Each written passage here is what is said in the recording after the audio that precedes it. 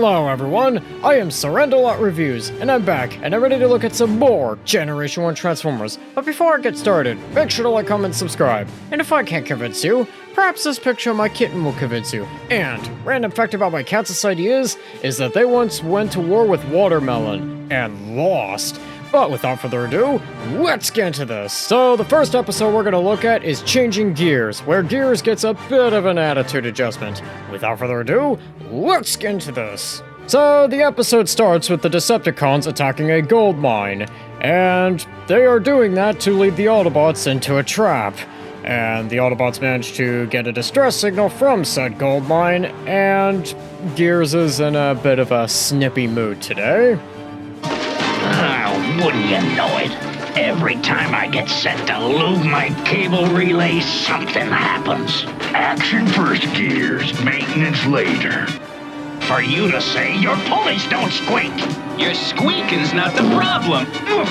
It's your squawking. Anyways, so the Autobots manage to get there, and they fight the Decepticons. But they get hammered by the Decepticons, and as it turns out, this was all part of Megatron's plan, because he wanted to capture Gears. And while Gears has been captured, the Decepticons remove his personality chip, and they use that to power their Space Needle to get energy from the sun. Which, good on the Decepticons for deciding to go a bit greener than usual. And as it turns out, that is also causing some problems around the world. Meanwhile, at Decepticon headquarters, things are going pretty well. And I guess Gears really likes the work environment there. Use the Electron Cubes, Autobot slave. Sure thing, Starscream. Always happy to oblige, but I'm not sure why. And Megatron has a little surprise for the Autobots. And the Autobots head out to fight the Decepticons. And back at Decepticon headquarters, Starscream does something stupid, as usual. I should be very angry at you, Megatron. You are an evil son of a retro rat, but for some reason I just can't get too upset. Why, you little rust bucket, prepare for oblivion!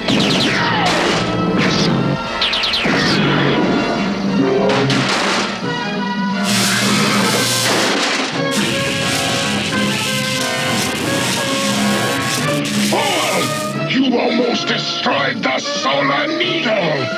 One more mistake like that, and I'll permanently deactivate your biocircuits! And what he really means by that, Starscream, is you're about to get your bonus, don't worry. Anyways, so the Autobots manage to reach the Space Needle, and they find out that there's a bit of a force field problem, and one of the Autobots has to go up to the top to block out the force field, and, well, this happens. But how, Prime? We can't get around them, and we can't get over them. There's one possibility, but it's extremely hazardous. Megatron's force field dome has one weak spot, the hole through which the sun's energy enters. If we could block that opening... Prime, no one could survive up there, not even you. It's the only way to stop Megatron. Stand back. No, Prime! I'm more expendable than you. I'll do it. Forget it, you two! This is my solo! Cliffjumper, no!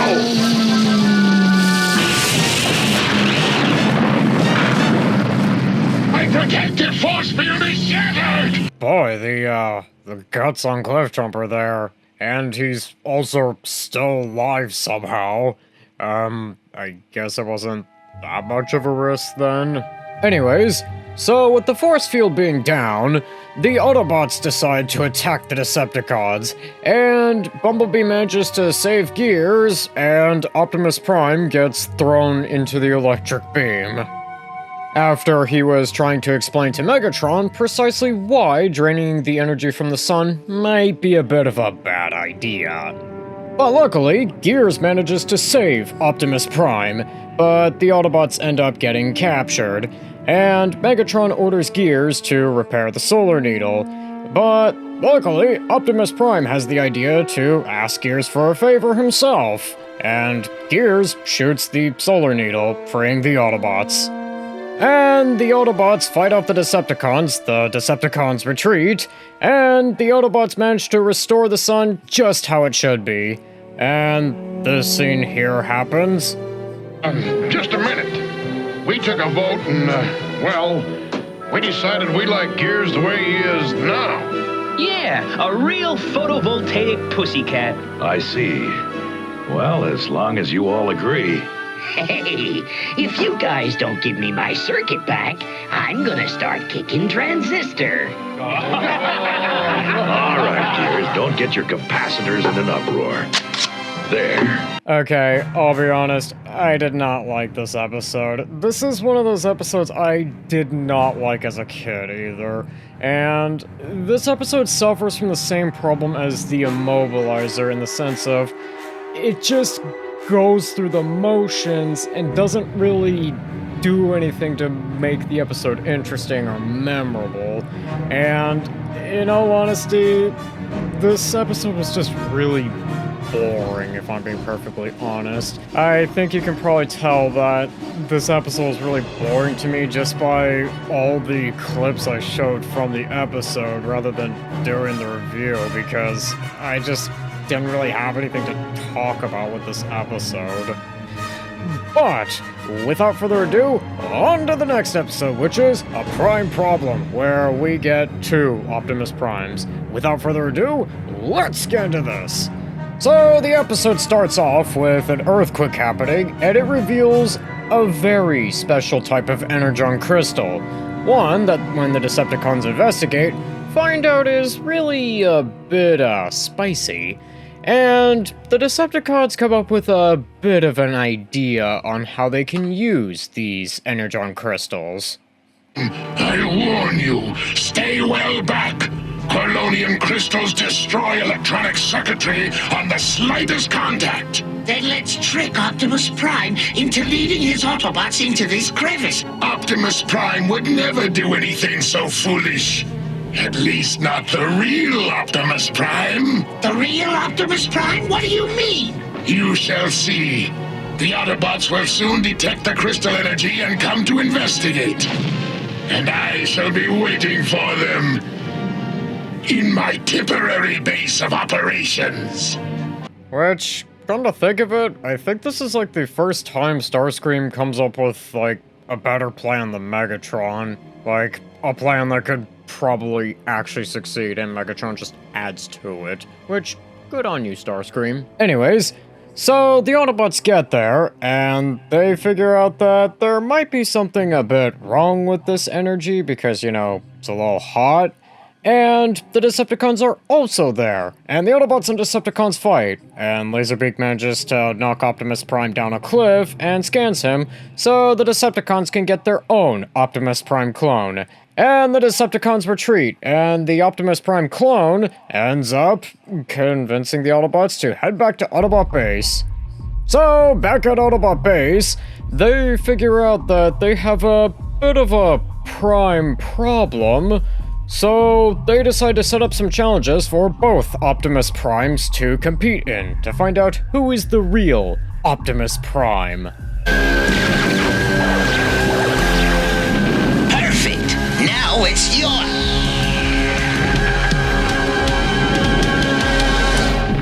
Well, it seems this contest is already over. They just don't make rocky overhangs like they used to. Okay, we'll settle this with a race. Ready? Transform! Gee, even their transforms are the same. On your marks, go!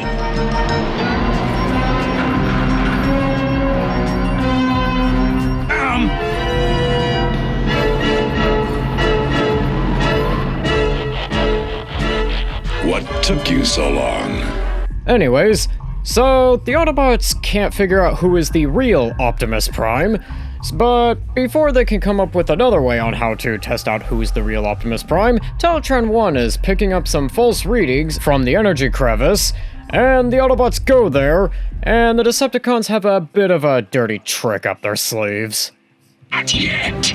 They must be willing to follow my Prime clone into that crevice. He must win their complete trust, and to do that, he must destroy one of us. Exactly. And do you have any idea which Decepticon will be brave enough to make that sacrifice?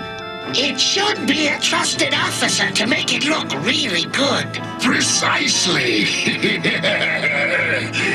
Which is why I've decided on you. Boy, being Megatron's second in command sure doesn't sound that appealing.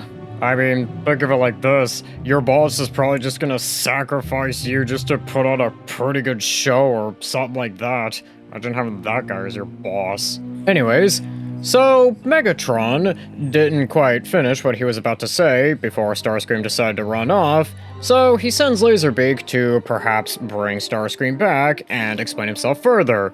And as it turns out, they are going to use a clone of Starscream to gain the Autobots' trust. And in the process of Starscream running and Laserbeak getting him back, well, Spike and Windcharger end up finding out where the Decepticon headquarters is and find out about their plan.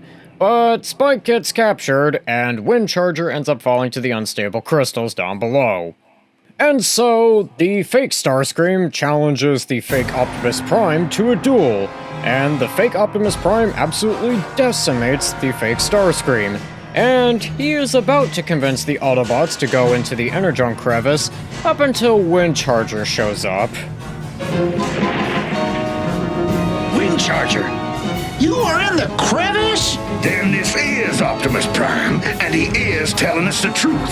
The crevice is safe. No way! The only reason I survived is because I transformed before I landed on a heap of Carlonium crystals. Those crystals destroy all electronic parts on contact. Being led into a trap set by Megatron, who's also got Spike. Pure drivel. Now follow me and we'll give Megatron a taste of his own medicine. But what about Spike? He's unimportant. Follow me. Now we know which Prime is Prime. The real one would save Spike.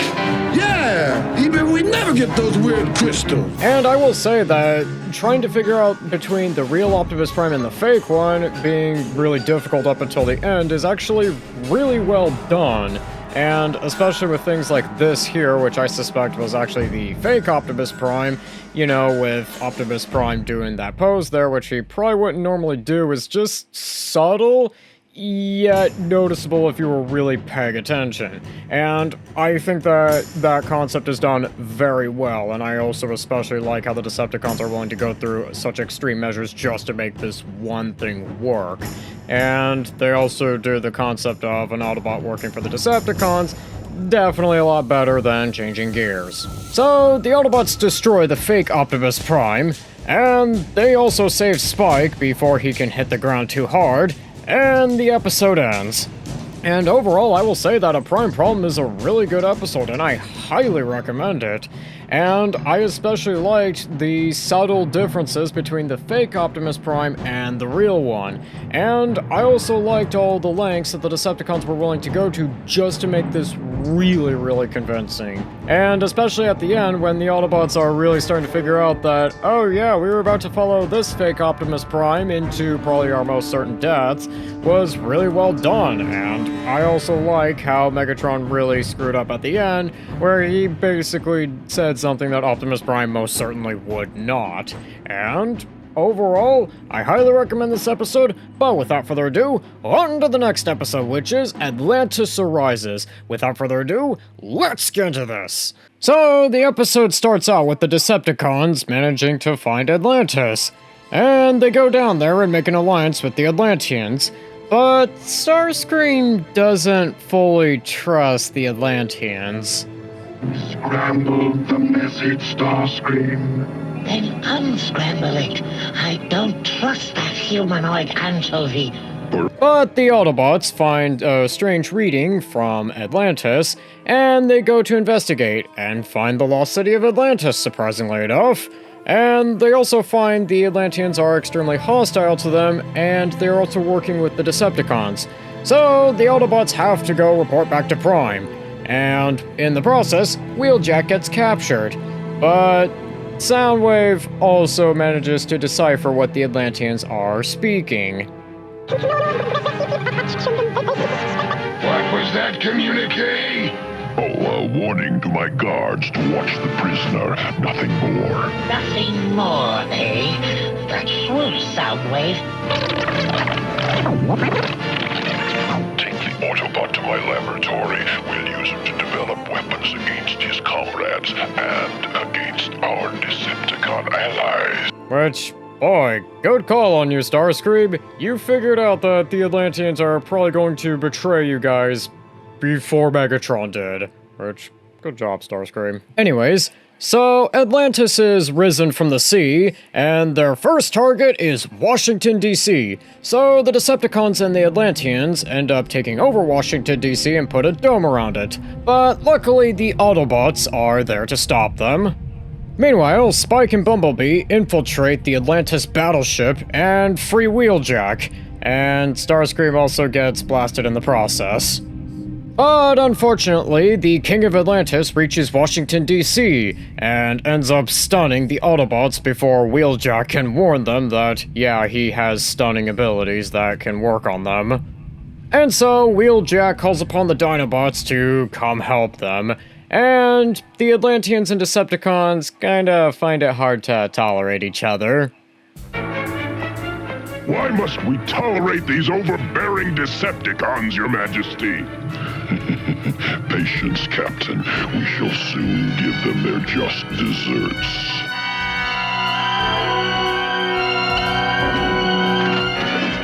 There! This throne was made for me! Why must we share our power with those obnoxious sub-Atlanticans, Megatron? Patience, Thundercracker! We will soon put them in their proper place, the bottom of the sea. Which, boy, talk about a hostile work environment where your coworkers might just try to stab you in the back, probably after you help them. Anyways, so the Dinobots arrive just in time to turn the tide of the battle, and they also free the Autobots from the Atlantean electric thingy, and Starscream also warns Megatron that the Atlanteans are in fact going to betray the Decepticons, and Megatron, of course, thanks him in the only way Megatron knows how to. Starscream, see what you've done, you dribbling dirt bucket! Anyways, so the Decepticons and Atlanteans decide to retreat, but the Decepticons try to destroy the Washington Monument, and the Autobots end up catching it and repairing it, and also repairing some other damage throughout Washington, D.C. And then they go after the Decepticons and Atlanteans. So the Autobots attack Atlantis, and the Atlanteans and Decepticons get beaten pretty badly by the Dinobots. So the King of Atlantis is forced to try to destroy Atlantis with the Autobots and Decepticons on it. And the Decepticons find out, and the Autobots try to stop the King of Atlantis from destroying Atlantis, but he ultimately succeeds. But luckily, Optimus Prime manages to save the Autobots inside of Atlantis, and Atlantis sinks, and, well, the episode ends. And overall, I will say that this episode is pretty middle of the road, if I'm being perfectly honest. I mean, I like the idea of Atlantis, and I like the idea of Atlanteans siding with the Decepticons, only to then want to betray them, and I just kind of found this episode to be pretty middle of the road, if I'm being perfectly honest, but let me know what you think down in the comments down below. And I think with that, that's going to do it for today. Don't forget to like, comment, subscribe, and I'll see you in the next one.